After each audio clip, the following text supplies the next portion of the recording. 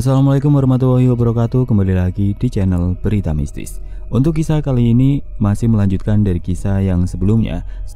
Sebuah kisah yang diambil dari Facebook dari tulisannya Enrico Hendiana. Sebuah kisah yang berjudul Tetanggaku Hantu. Dan sebelum kita lanjut ke ceritanya, tekan dulu tombol like video ini dan jangan lupa tekan juga tombol subscribe channel ini. Nyalakan juga lonceng notifikasinya agar tidak ketinggalan cerita-cerita lainnya dari channel ini. Dan buat teman-teman yang pengen membaca langsung ceritanya, nanti silahkan saja kunjungi linknya yang nanti akan saya sertakan di kolom deskripsi. Dan seperti apa untuk lanjutan dari kisah ini, langsung saja kita masuk ke ceritanya.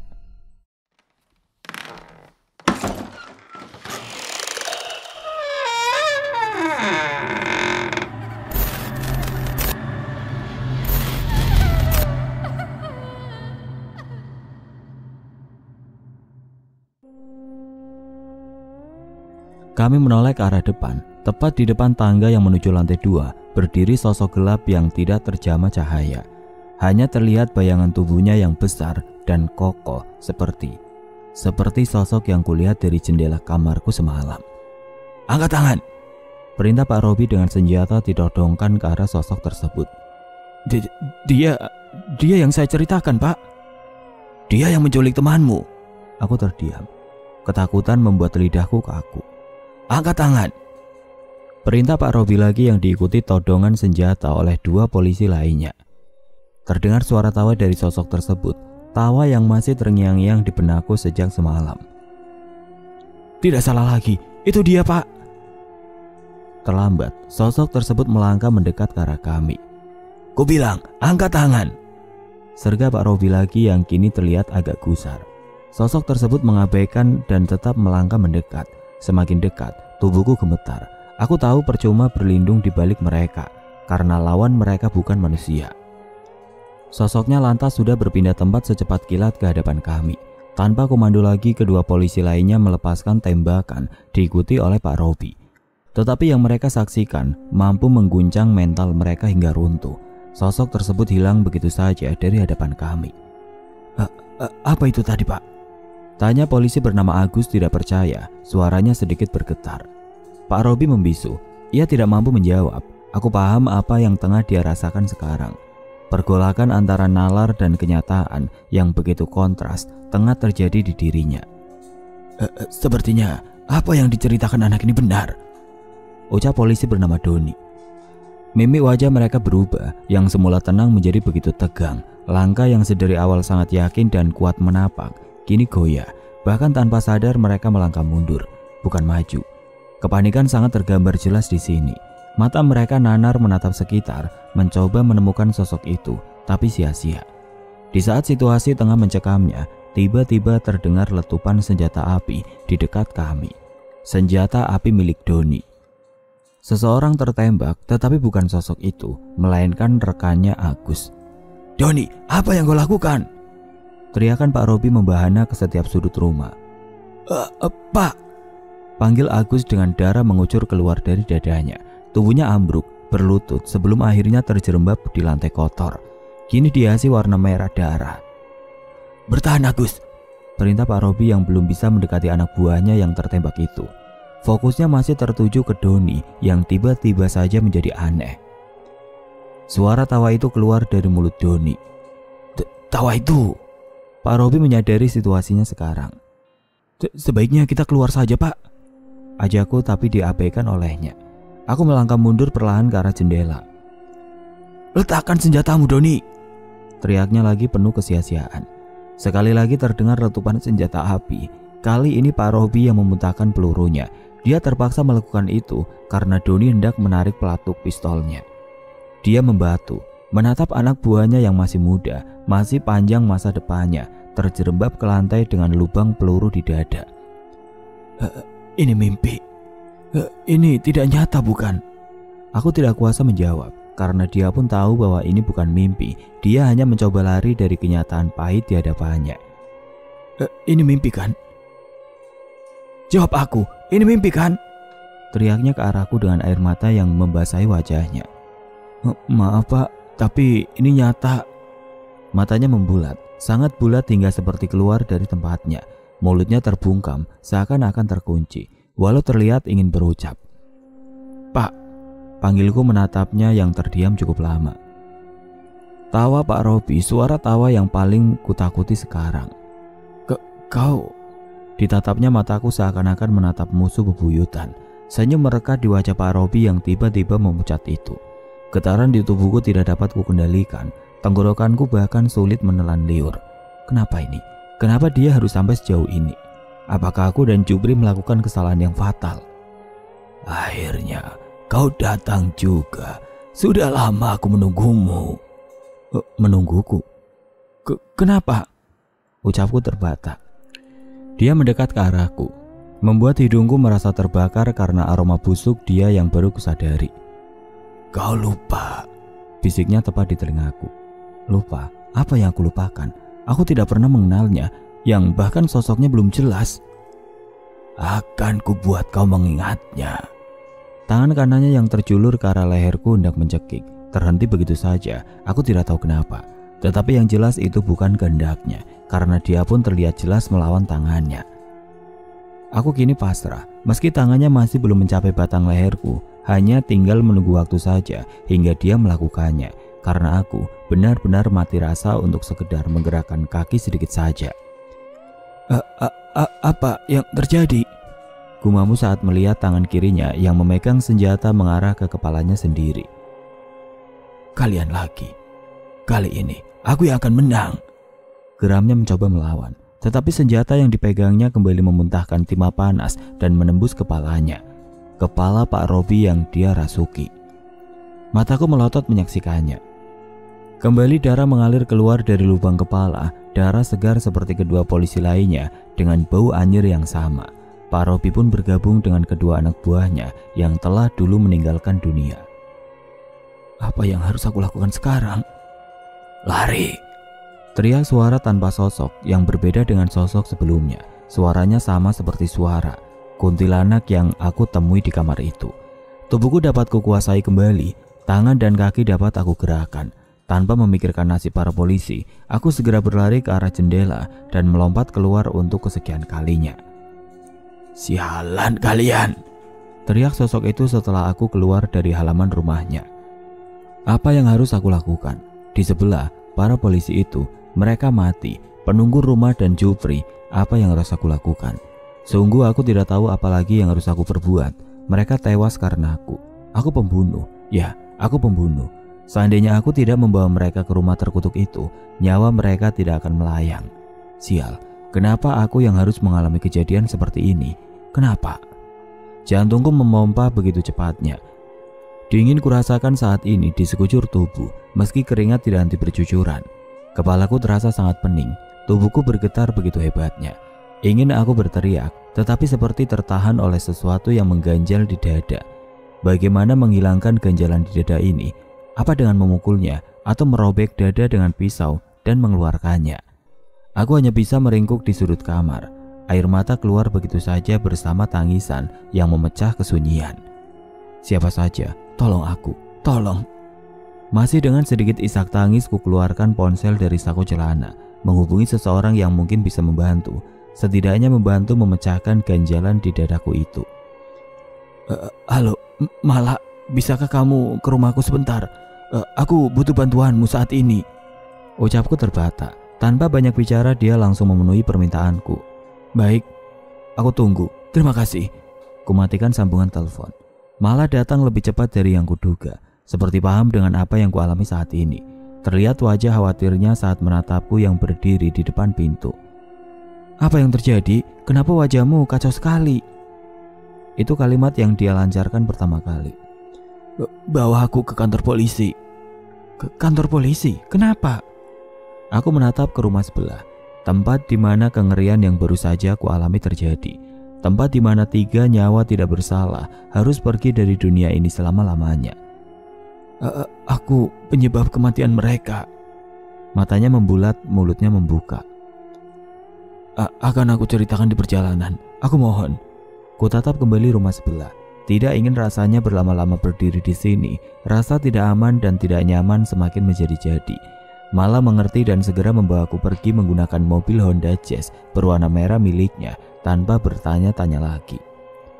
Di perjalanan sesuai janjiku, aku ceritakan kembali hal mengerikan yang telah terjadi sebelumnya.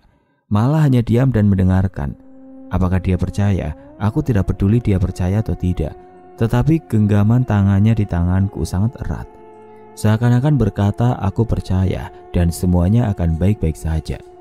Kami tiba di Mapolda Pontianak. Jaraknya yang dekat dengan rumah membuat perjalanan tidak membutuhkan waktu yang lama. Sama seperti Pak Robi dan timnya yang menertawakan dan menganggap ceritaku tidak masuk akal. Mereka pun begitu pada awalnya, namun setelah pergi ke rumah itu, tawa mereka sirna saat menyaksikan 3 tubuh tidak bernyawa tergolek di lantai. Segera mereka mengevakuasi ketiga jenazah dan memeriksa isi rumah sekali lagi. Tetapi tidak menemukan apa yang mereka cari. Tidak menemukan apa yang kucari, Jupri. Coba ceritakan sekali lagi dan tolong jangan menyalahkan hantu penunggu rumah itu lagi. Itu benar-benar tidak masuk akal. Ucap penyidik saat memeriksaku di ruang interogasi yang berukuran sempit. Hanya ada kami berdua.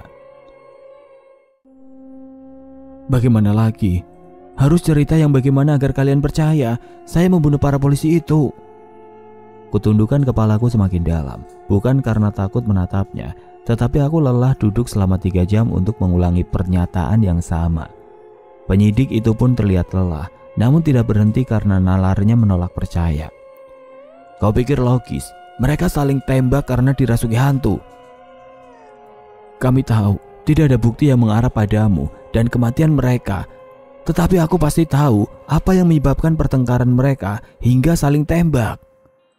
Senyum terukir di bibirku, sebuah senyum kegetiran akan kenyataan. Lalu, apakah masuk akal jika mereka saling bunuh hanya karena bertengkar di sebuah rumah kosong? Detak jantungku kembali memompa begitu cepat. Aku muak dianggap pembohong. Terlebih setelah apa yang terjadi, tanganku mengepal kuat di bawah meja. Itu lebih baik daripada cerita hantu karanganmu.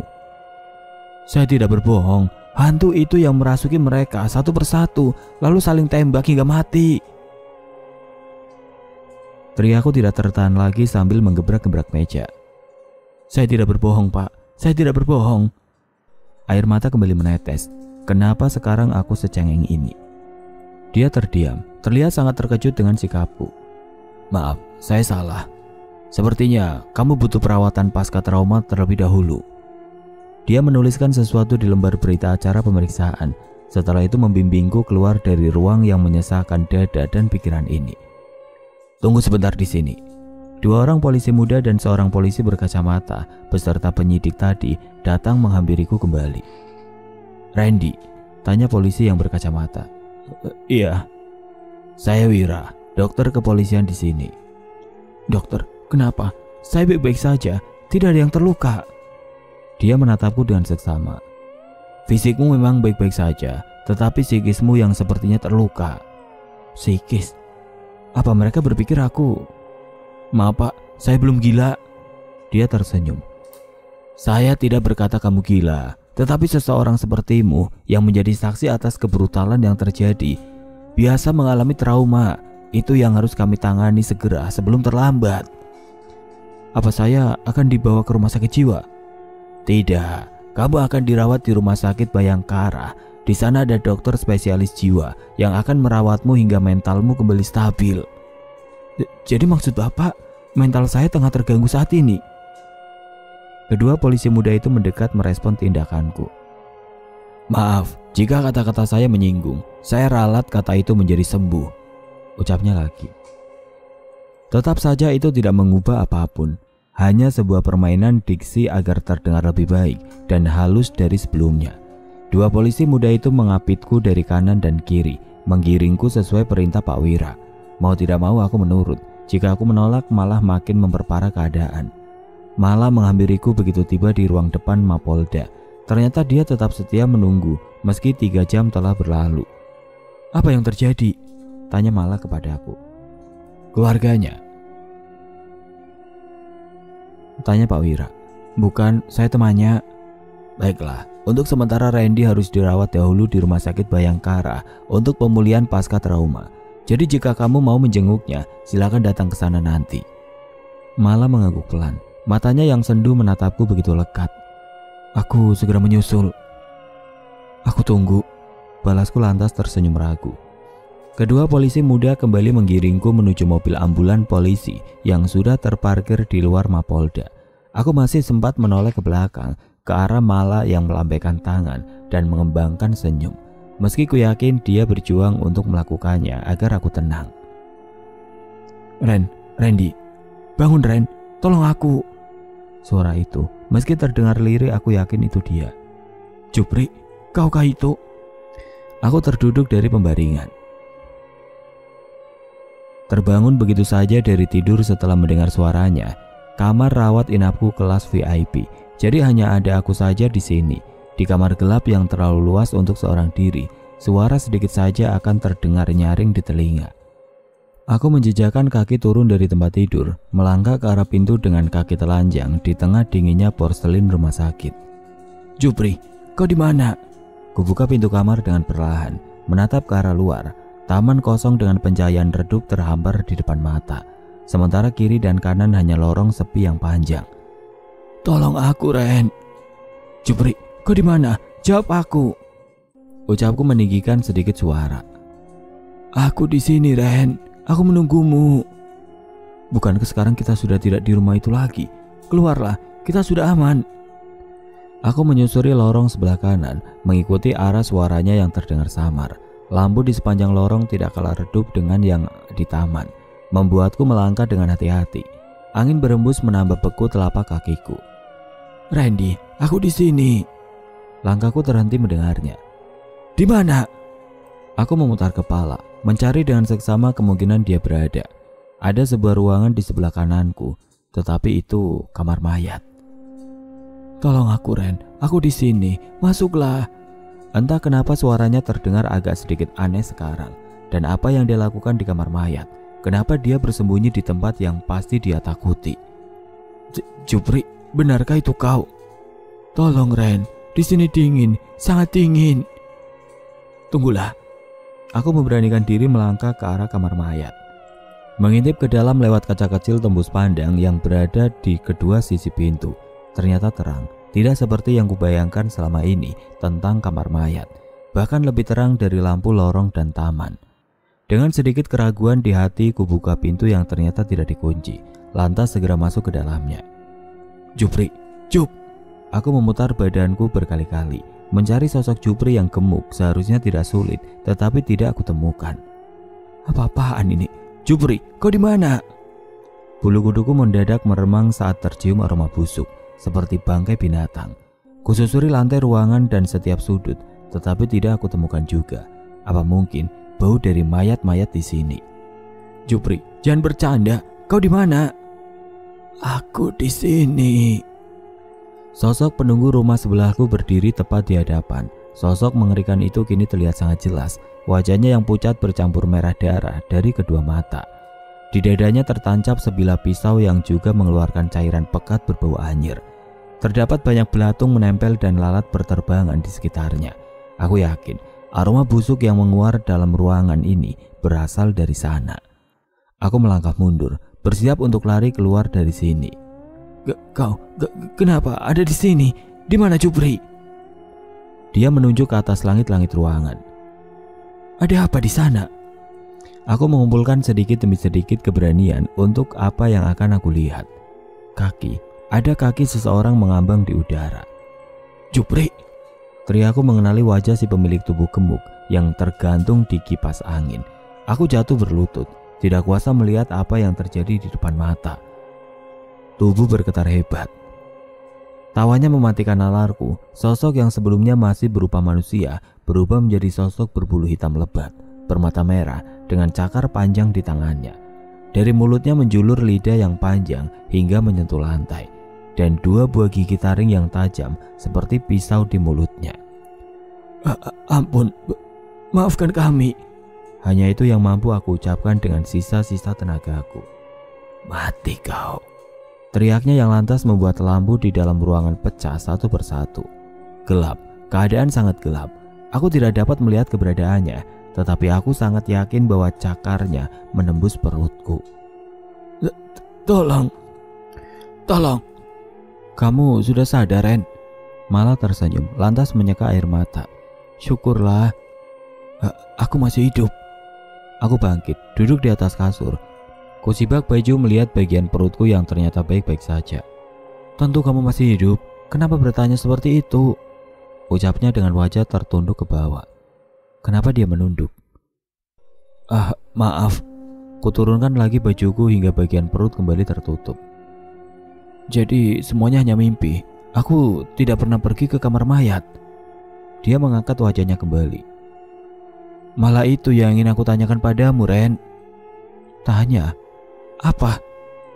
Apa yang kamu lakukan di sana hingga pingsan? Apa? Jadi semalam aku tidak bermimpi, aku sungguh pergi ke sana. Malah terlihat bimbang menjawab pertanyaanku. Perawat yang menemukanmu terbaring tidak sadarkan diri di sana. Lalu Jupri, apa dia nyata juga? Dia tergantung di kipas angin di langit-langit ruangan. Tidak ada siapapun selain kamu di sana, tentunya yang masih hidup. Apa itu yang membuatmu pingsan? Kamu menghayalkan Jupri tewas tergantung. Hayalan. Jadi benar tidak ada Jupri, dan yang kusaksikan semalam bukan kenyataan. Bahkan dia penghuni rumah sebelah yang menyebabkan para polisi itu. Aku tidak sanggup melanjutkan ucapanku, tidak sanggup mengingat kembali peristiwa itu. Semua hanya hayalanmu, jadi sekarang tenanglah, kamu baik-baik saja. Ucapnya sambil menggenggam erat tanganku. Aku memperhatikan tangannya, tidak ada bahan kimia atau obat di sana, tetapi genggamannya lebih efektif, menenangkan dibanding obat dari dokter yang kuminum. Terima kasih Mala. Dia tersenyum, senyuman yang terasa menghangatkan jiwa. Sama-sama. Bagaimana dengan Jupri? Apa mereka menggeledah isi rumah itu lagi? Sudah, tetapi mereka tidak menemukannya. Ini salahku.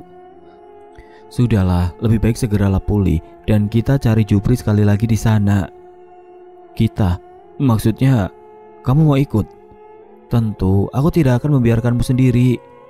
Tapi, tenang, aku akan membawa seseorang yang mungkin mampu mengatasi penunggu di sana. Jelasnya lantas tersenyum. Seseorang yang mampu mengatasi. Randy, panggil seseorang dari depan pintu. Ayah? Kenapa ayah bisa ada di sini? Telisiku kepada pria yang rambutnya sudah memutih sempurna itu. Apa seorang ayah harus memiliki alasan untuk mendatangi anaknya, terlebih ketika anaknya dalam keadaan seperti sekarang? Malah tertawa mendengarnya. Entah apa yang ada di pikirannya. Mungkin dia seakan melihat seorang ayah sedang memarahi anaknya yang nakal. Benar kan nak? Tanya ayah kepada Mala. Benar pak, jawabnya dengan wajah memerah. Kalau begitu saya permisi dulu, mau balik ke kantor. Sudah mau pergi? Maaf ya, bapak ganggu kalian pacaran. Ayah? Enggak kok pak, enggak ganggu. Maksud saya kami enggak. Ayah tertawa melihat Mala salah tingkah. Hati-hati di jalan ya, temani Randy lagi setelah kamu kerja. Ayah, protesku lagi. Mala tertawa dengan canggungnya. Baik pak, nanti saya balik lagi ke sini. Saya pamit dulu. Ucapnya lantas berlalu usai menyalami tangan ayah. Aku melihat ke arah luar, tetapi tidak melihat sosok yang kucari. Di mana ibu? Ibu hanya menitip salam. Dia tidak bisa ikut ke sini karena urusan pekerjaan. Ibu memang masih berstatus pegawai negeri aktif, berbeda dengan ayah yang sudah lama pensiun dari pekerjaannya sebagai polisi. Ya, itu juga yang membuat penyesalanku semakin besar saat melihat Pak Rudi dan anggotanya tewas. Melihatnya seakan melihat ayah saat masih menjadi polisi. Aku tidak mampu membayangkan jika yang tewas adalah pria di hadapanku kini. Bagaimana ayah bisa tahu aku di sini? Ucapku mengulang pertanyaan sebelumnya yang belum terjawab. Kau lupa, ayah pernah bekerja di Mapolda Pontianak. Benar, aku lupa akan hal itu. Jadi salah satu teman ayah di Polda yang memberitahukannya. Siapa lagi? Bahkan ayah sudah tahu tentang permasalahan yang menimpamu. Lantas, apa ayah juga menilaiku tidak waras? Dia tertawa. Tentu ayah percaya denganmu. Kau Kau tidak pernah berbohong, apalagi mengarang kisah hantu yang sangat tidak kau percaya. Ya, dulu, tetapi sekarang semuanya berubah. Dia memajukan kursinya agar lebih dekat dengan ranjangku. Apakah rumah tetanggamu memang semengerikan itu? Tanyanya mulai penasaran. Aku menatap keluar jendela sejenak melihat hamparan rumput hijau yang di tengahnya terdapat sebuah pohon besar, pohon beringin. Sangat mengerikan. Penunggu rumah itu sangat tidak bersahabat. Entah apa salah kami sebesar itu hingga dia meminta korban. Memangnya apa yang kalian perbuat? Kau dan Jupri kan? Aku mengangguk. Kami hanya masuk ke dalam rumah itu untuk mencari flash disk. Daynya mengernyit. Hanya itu. Hanya itu, tidak ada perbuatan kami yang dapat membuatnya marah. Aku masih memandang ke arah luar jendela, memandangi anak lelaki yang sedang berdiri menatapku dan tersenyum di dekat pohon. Wajahnya pucat. Dia pasien di sini juga. Di mana alamat rumahmu? Aku menoleh ke arah ayah. Firasatku buruk mendengar pertanyaannya. Jangan, cukup sahabatku yang menghilang. Jangan ayah, tambah daftar penyesalanku.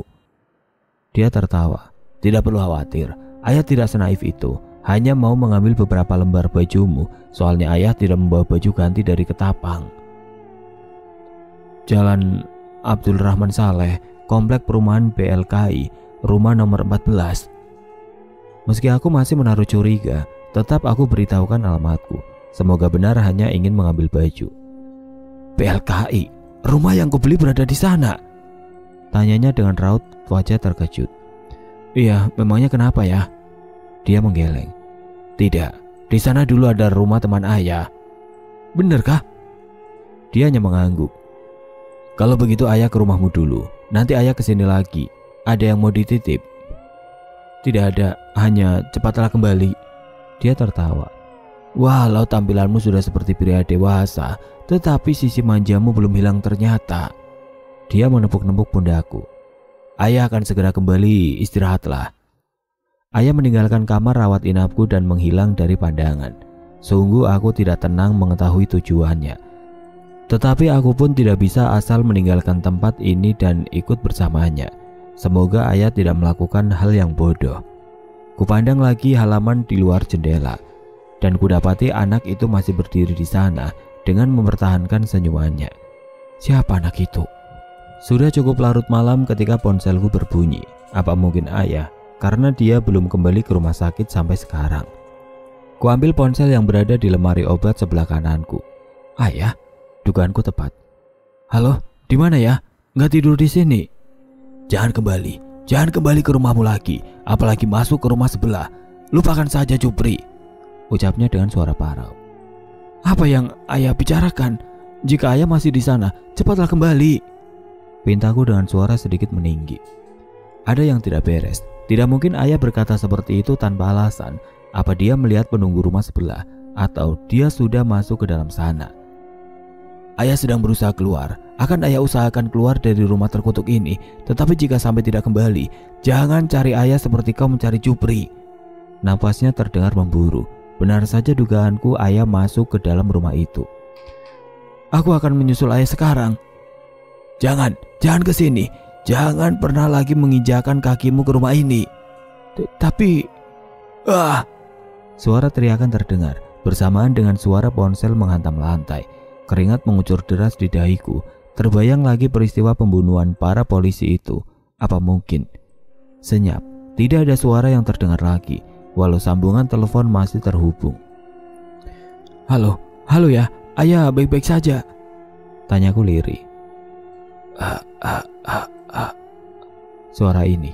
Tidak, jangan ganggu ayahku. Kumohon. Teriakku sekuat-kuat. Ini mimpi. Ini terlalu menakutkan untuk menjadi sebuah kenyataan.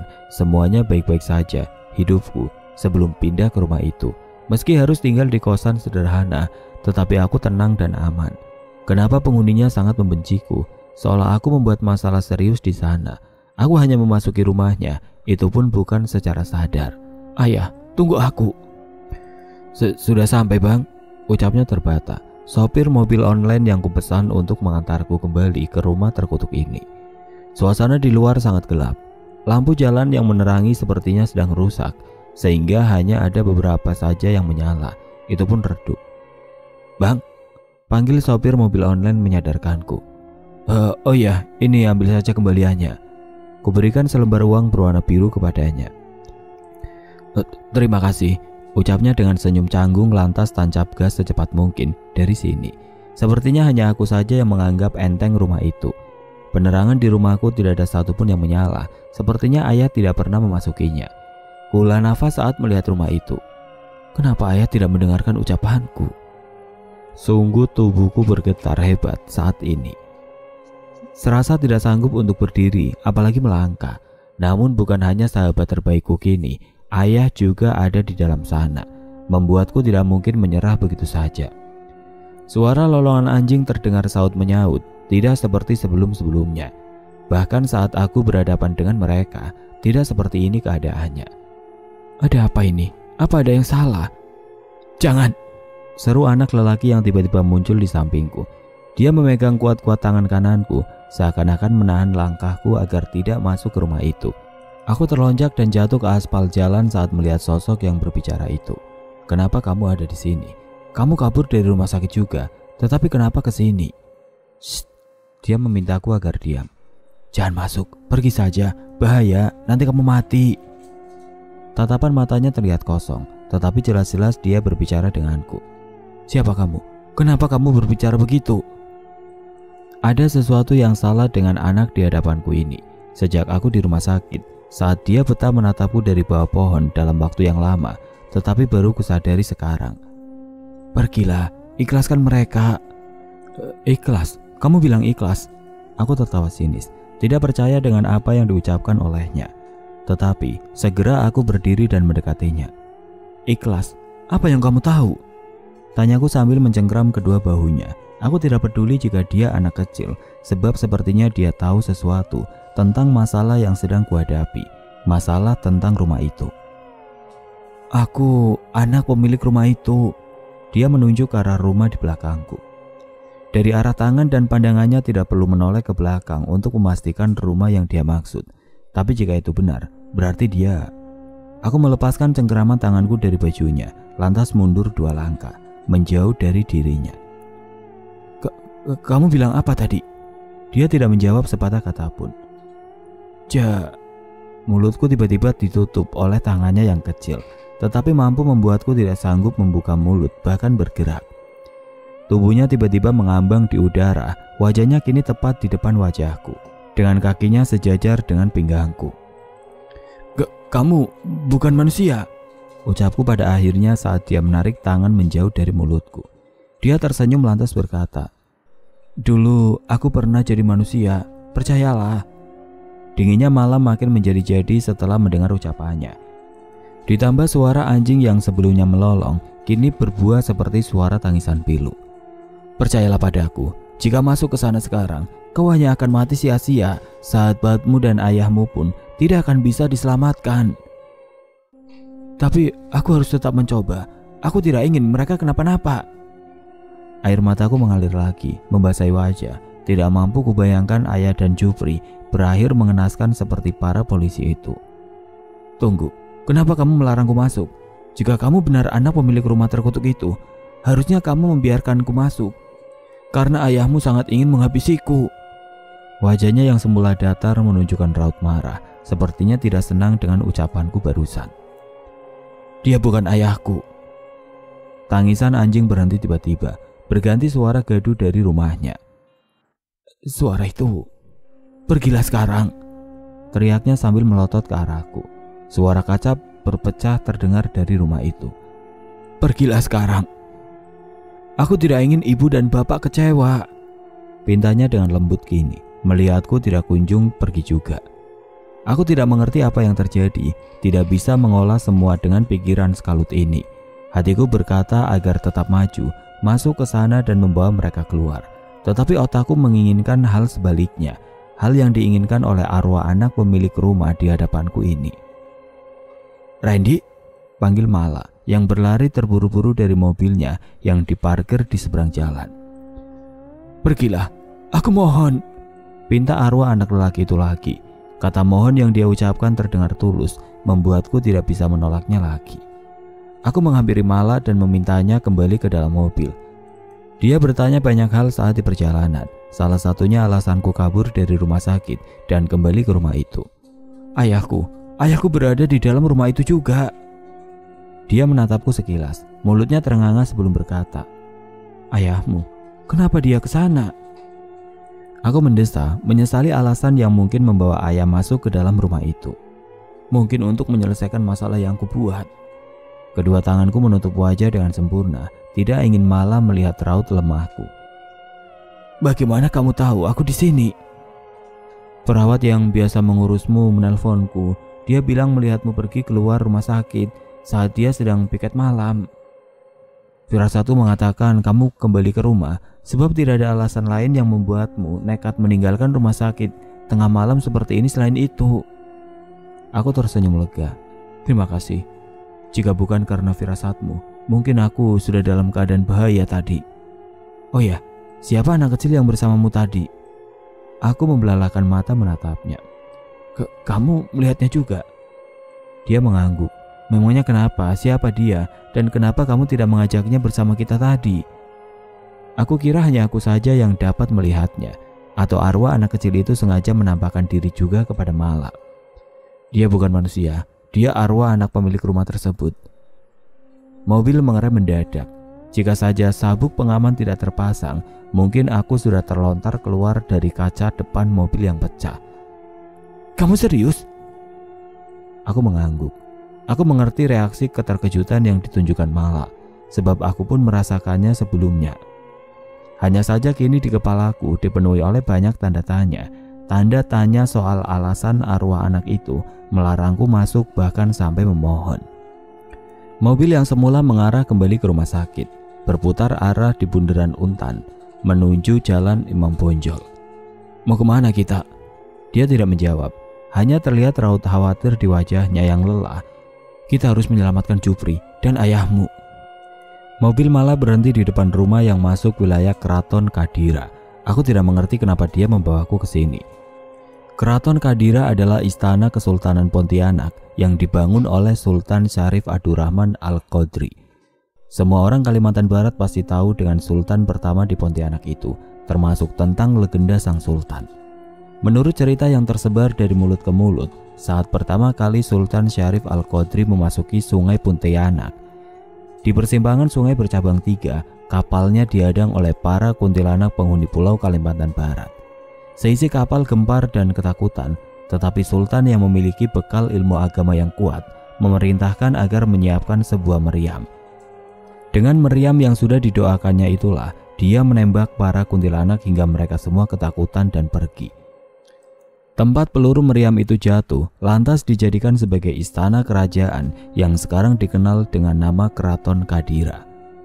"Kenapa kita ke sini?" "Ikuti saja aku." Dia berjalan masuk ke dalam pekarangan rumah. "Assalamualaikum," ucapnya sambil mengetok pintu sebanyak 3 kali. Aku tidak mendengar jawaban dari dalam, bahkan tidak ada suara langkah kaki sedikit pun. "Waalaikumsalam," jawab seseorang dari belakang yang membuatku terkejut.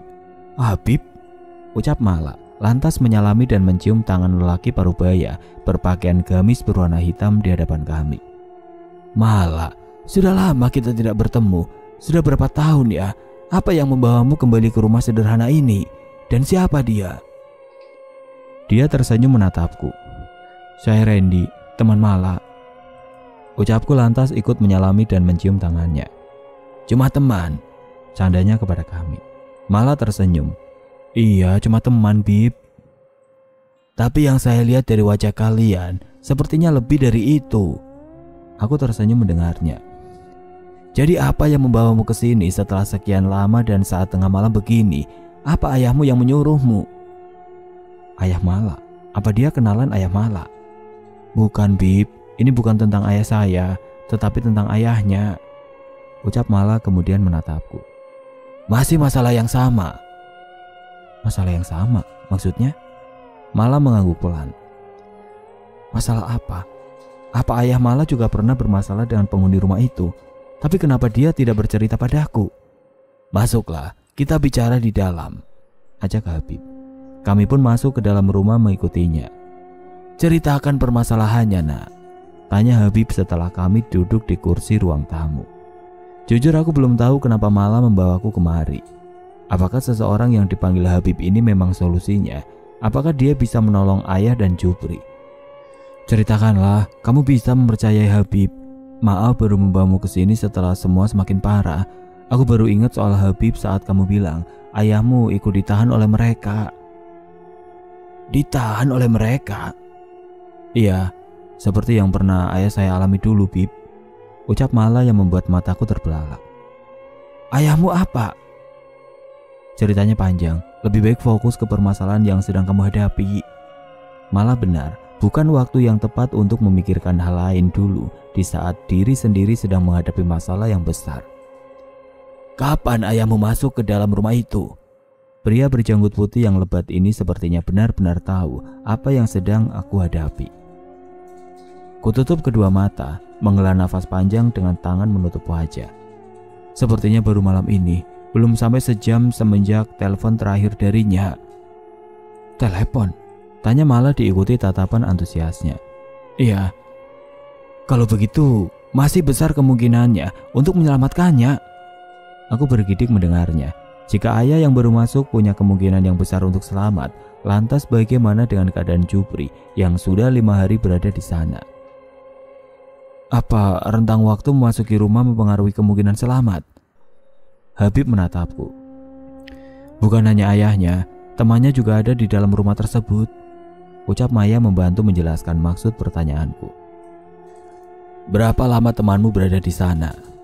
"Sudah 5 hari sejak 30 menit yang lalu, Bib," ucapku lesu. "Apakah kemungkinan dia masih hidup sangat kecil?" Suara dentang jam klasik terbuat dari kayu di sudut ruangan terdengar begitu nyaring saat ini. Bahkan detak jantungku pun terdengar memegahkan telinga. Tidak ada yang bersuara, bahkan Habib. "Tidak ada harapankah?" tanyaku lantas berdiri. "Tenang Ren, tenangkan dirimu dulu." Malah menarik tanganku agar duduk kembali. "Saya tidak bisa memastikan, karena jodoh, aral, dan maut sudah Allah gariskan sejak kita dalam kandungan. Tetapi bukan berarti kita hanya pasrah dan menerima. Kita harus berusaha sekuat tenaga dan menyerahkan hasilnya kepada Allah semata."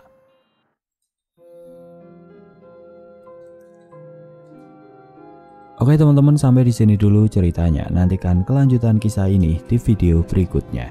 Agar tidak ketinggalan, klik tombol subscribe channel ini dan nyalakan lonceng notifikasinya. Wassalamualaikum warahmatullahi wabarakatuh.